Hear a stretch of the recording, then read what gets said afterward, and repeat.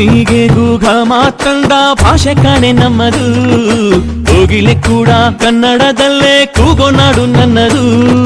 ತಂಪು ಗಾಳಿ ಮನೆ ಮಾಡೈತೆ ನಮ್ಮ ಊರಲ್ಲಿ, ಇಲ್ಲಿ ಬೀಸೋ ಗಾಳಿಯಲ್ಲಿ ಪ್ರೀತಿಗಿಲ್ಲ ಕೊರತೆ, ತಂಗಾಳಿಲು ಕನ್ನಡದ ಡಿಂಡಿಮವೆ ಕೇಳುತ್ತೆ.